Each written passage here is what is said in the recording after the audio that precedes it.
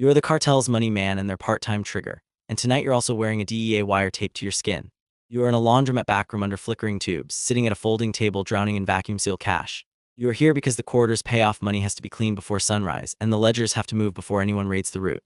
You are doing it because the DEA promised you a way out, and the cartel promised you a grave if you blink wrong. You are already in trouble when your burner won't stop vibrating. You slice open a brick, plastic gives. The smell of ink and sweat hits you. You count fast, thumb, flick, stack. Your other hand keeps the handwritten ledger flat like it might try to crawl away. Under your waistband, the wire pack presses into your hip. You tap it once. Still there, still hot. The young attendant hovers at the doorway with a rag in his hand. He pretends he's cleaning. He's watching your hands like they're a magic trick. Your burner lights up again. Caller ID you never save. You know the number anyway. Cartel counterintel. You put it on speaker because your hands can't stop counting. The voice is low and clean like it's reading a receipt. He tells you the load got hit on the border route. He tells you the hierarchy wants a live proof of loyalty within the hour. He tells you prison is listening. Your jaw tightens. You keep counting anyway. You don't let the attendant see your throat move when you swallow. The backroom door bangs. Two men step in without asking. Both armed, both calm. Their gun barrels appear first, then their faces. One of them doesn't even look at the money. He looks at you.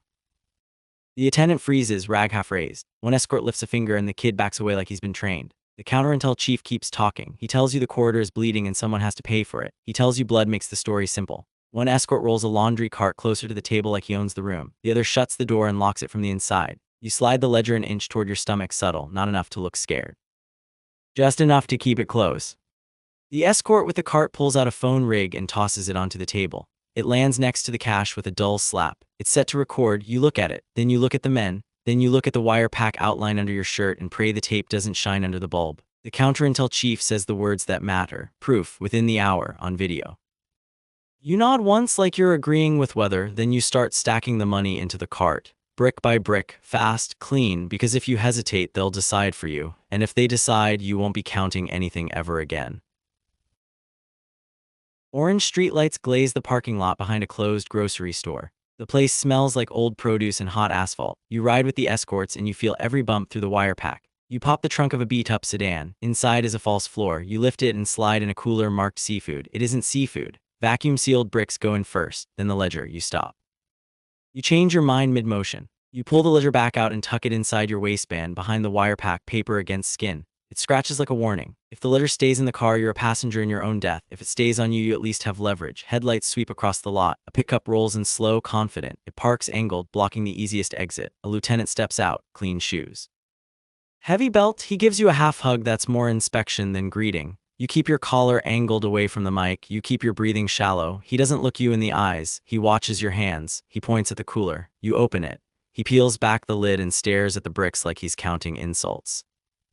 Then he reaches for the ledger. You tell him it's safer on you. You keep your tone flat, no excuses, no pleading. The driver stays in the car with his pistol on his thigh, finger resting on the frame like it belongs there. The lieutenant's gaze tracks your chest. He taps two fingers against your shirt, right where the mic would sit if you were sloppy. He tells you no mistakes. He tells you prison is listening. Then he texts you a location pin. Quick job, that's what he calls it. You stare at the pin. Gravel yard, roadside repair lights, the kind of place where sound doesn't travel far. You slide the phone into your pocket. You close the trunk. The lieutenant steps back and nods once like he just signed your paperwork.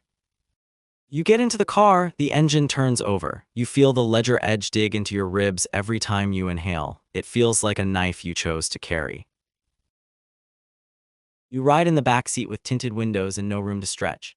Dashboard glow cuts the driver's face into sharp angles. Streetlights flash across your hands like a strobe. Your earpiece is buried deep. You barely move your jaw when you breathe. You press your thumb to the wire's push to talk. You whisper a compressed update, just enough to keep your handler invested, not enough to get you killed. You tell them you're moving cash and ledgers tied to the corridor. You tell them you're under escort. You tell them you have a narrow window. You leave out the part about the proof. You leave out the part about the phone rig. Your burner is open on a draft message, a fake note about car parts in case the driver looks back. The wire hates you for trying. A sharp feedback squeal bursts for half a second, tiny, high, like a mosquito that learned your name.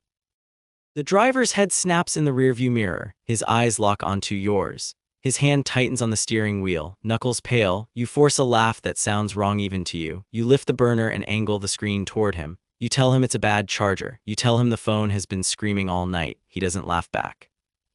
He watches your waistband. Your shirt shifts when you breathe. The tape under your skin feels louder than the engine. You stop transmitting, you let the handler's voice die in your ear, you let the silence build, you keep your face bored, you keep your eyes on the window, you become furniture. The car turns onto a rough road.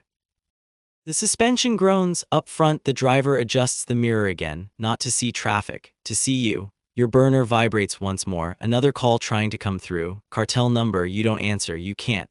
Not with the driver's eyes on your throat and your wire pack warming your skin like a brand. You swallow slow, you decide your next move, because the next sound your wire makes might be the last sound you ever hear. A shipping container office sits behind stacked crates like it's trying to hide. Inside, a single desk lamp paints a hard circle of light, everything else is shadow. The door shuts behind you. A guard stays at it. His rifle is pointed at the floor like a polite threat. Across the desk, the cartel accountant waits with a calculator and dead eyes. He doesn't greet you. He slides paper toward you. Invoices. Seafood exports, fake payroll lists, courier receipts. Rubber stamps that turn lies into official ink. You spread the documents out like a surgeon laying tools. You start rerouting numbers. You push cash into a front shipping company you control. You split amounts into smaller chunks. You label them as ice, fuel, overtime, spoilage. You make crime look like logistics. The accountant taps the calculator. Click, click, click. He gives you a number without context. It's a test. Only insiders know it. Only people in the corridor meetings hear it said out loud. Your eyes flick to the hidden ledger under the invoices. One quick glance, then back. You answer too fast. The accountant's eyelids narrow. He leans in. He sniffs like suspicion has a smell. You keep writing. Pen scratches, stamps thump. You keep your hands steady even as sweat crawls down your spine. This reroute is a choke point. If the DEA ever gets access, it's a map straight into the corridor's heart. If the cartel ever thinks you built that map on purpose, you'll never see daylight again. The guard shifts at the door, metal clicks. He locks it from the outside. You hear the latch settle. You're inside with the accountant and your own choices. The accountant marks your paper with a red pen. The line is clean. Final, he tells you if it doesn't balance by morning, they'll balance it with you. You nod like you accept the math. You keep moving money that isn't yours for men who don't forgive. And under your shirt, your wire sits quietly. It listens, it remembers, and it waits for the moment it ruins you. Pre-dawn turns the sky the color of dirty metal. A roadside repair yard glows under work lights. Gravel crunches under boots. A floodlight hangs high, bleaching everything honest. A man is on his knees behind a stripped truck frame, hands zip-tied, face swollen. He's the suspected mule. An escort holds a phone up, filming. He frames your face and your trigger hand like it's a job interview. You drag the mule a few feet so the camera gets a clear angle. You pull a pistol from your waistband. The wire pack presses into your skin as you move. You feel the mic tape shift with your breath. You force the mule to look at you. You demand the code phrase tied to the missing load. He shakes his head. He sobs. He says he doesn't know. The escort steadies the phone closer. Closer. Your breathing gets loud, too loud. You taste oil and dust. You don't have time for truth. You have time for proof. You decide fast. You do it quick. You keep it off the worst angles. You keep it clean enough for the camera. The mule goes still. The yard is suddenly quiet except for the hum of the floodlight. You point the phone at the mule, then at yourself. You say the loyalty line they expect. You keep your voice steady like you're reading a label. The escort immediately sends the video. Your burner buzzes. Prison wants more. You stare at the screen for half a second. Then you wipe your hands on your jeans and holster the pistol. Because the first kill buys minutes, and minutes are all you have left. Dawn at the river dock is gray and wet. Boat lanterns swing. Headlamps cut thin tunnels through mist off the water. Crates thump onto wood planks. A boatman loads fish boxes like he's racing a clock. His hands are cracked from salt and rope. You wedge the ledger into a plastic-wrapped crate and stack it under the fish. Paper disappears under ice and stink. You hand the boatman a cash bundle. Thick. Heavy, quiet. You point at a wet map spread on a crate lid. Channel marks, shortcut marks, places where boats vanish. You tell him to take a different route. He hesitates. His eyes lift to you, asking what you did to make today dangerous. Your burner stays dark. You flipped it into airplane mode. No pings, no towers, no breadcrumb trail. Your other phone buzzes in your head anyway. The counterintel chief is on speaker in your memory. He wanted a live location check. He wanted you trackable. You chose water. Water doesn't care about checkpoints. It also doesn't care who it drowns. The boatman starts the outboard. The motor coughs, then catches. A distant engine roar grows closer from the river bend. Headlamps sweep the dock like a searchlight. You shove the last crate on board. You slap the fish boxes into place. You lean close and tell the boatman to go now. He pushes off. The boat swings out into the channel, low in the water under the weight. You step back into shadow as the approaching lights hit the dock. Your hands are empty. Your stomach is, because the ledger is moving without you, and you don't know who will catch it first. The prison visitation room is all harsh light and scratched plexiglass. Fluorescents buzz overhead like insects you can't swat. Guards watch from the wall, arms folded, faces bored. You sit at a metal table, palms flat, fingers spread. You make yourself small in the way that doesn't look like fear. Behind you, the lieutenant stands close. His hand rests on your shoulder like a clamp, friendly. Heavy, across the plexiglass, the shot caller waits. Inmate clothes, clean haircut, eyes that don't waste motion. You slide a folded note under the slot, the message from the outside. The message you were told to deliver. He doesn't open it right away. He taps a small speaker on his side of the glass. Your stomach drops before the sound even comes. Then you hear your own recorded voice, your DEA debrief, your words, your cadence, your breaths between sentences, playing out loud in a prison room like it's entertainment. Your face drains, you keep it still anyway. The lieutenant leans in closer behind you and tells you to keep breathing and not move. You stare at the plexiglass and see your reflection layered over the shot caller's face.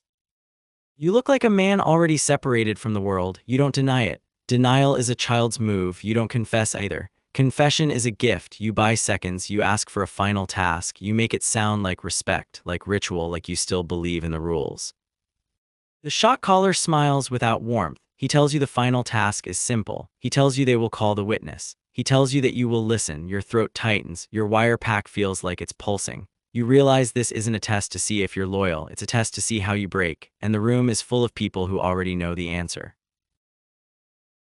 The hallway outside visitation is flat white and merciless. Security cameras stare from the ceiling. The air smells like disinfectant and old sweat. The counterintel chief stands in front of you with your burner phone in his hand. Calm, surgical, escorts form a half circle. You're not surrounded by men. You're surrounded by decisions you already made. He scrolls your messages like he's flipping through photos. He stops on a thread from the protected informant. The witness you helped relocate. The witness you promised would be safe if they stayed quiet. He forces your thumb onto the phone to unlock more. Your skin touches glass. The phone opens. You feel something in you tilt. He reads. He doesn't react. That's worse. Your eyes flick up to the camera for half a second, then down. You calculate. If you refuse, they kill you here in the hallway and call it cleaning. If you cooperate, you might get 5 more minutes. 5 minutes is a lifetime when you're already dead. You choose to look useful. You take the phone back just long enough to type. Your fingers move steady. You send the safe house address yourself. It feels like pulling a pin. Message sent. The counterintel chief nods once, approval like a stamp. He tells you good. He tells you now they verify. He starts a live call on speaker. The dial tone rings in the hallway. Guards walk past and don't look. Cameras keep watching. You stand there with your hands empty and your chest tight because you just traded someone else's life for your cover, and you still don't know if it bought you anything at all. You don't go to the safe house. You don't need to. The speakerphone makes it real enough. You hear the witness whisper your name like it hurts to say it. You hear them breathing fast. You hear the blinds rattle in the background. Then you hear boots, fast steps, heavy, purposeful. A door kick, wood splintering, muffled commands that aren't police and aren't gentle. The call shifts into video for a moment. The camera is tilted. You see sharp bars of sunlight across a floor. You see a gloved hand grab the witness. You see the phone tumble. The witness makes a sound that turns your stomach inside out, not screaming. Just knowing, you clamp your eyes shut. Behind you in the real hallway, an escort breathes through his nose like he's enjoying the proof. Your wire betrays you at the worst possible moment. A faint transmission tone chirps as it auto-keys off your breath. Tiny, clean, electronic, the escort's head snaps toward your waistband. You freeze. The video shows a corner of a room, a table leg, a shoe. The witness is pulled out of frame. There are no heroic interruptions, no last-second rescues, just sound. Then the call cuts. Silence drops like a sheet over everyone.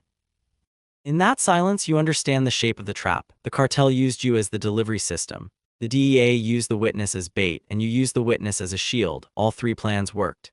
The counterintel chief's voice is calm as paperwork. He tells you now they talk about your wire. You don't answer. Your mouth is dry. Your hands feel far away. Because the consequences already happened, you can't unsend an address, you can't unhear a final breath, and you can't make that tone unchirp. The hallway camera watches you stand there, a man caught between 2 systems, finally chosen by both. Late afternoon light leaks through a high window in a service corridor behind a warehouse office. The fluorescent emergency light hums like a cheap confession. Mop buckets line the wall, boxes stack up to the ceiling. A narrow path leads forward. 2 escorts walk behind you close enough that you can feel their heat. They don't rush you, they don't need to. You pull the wire pack off your skin as you walk. The adhesive fights, then releases. It leaves a red outline on your side, a shape that looks like it belongs to you now. You set the wire on a metal shelf between cleaning supplies. Small, innocent, dead. You take out your phone, you call your handler, it goes to voicemail. You call again, voicemail, again.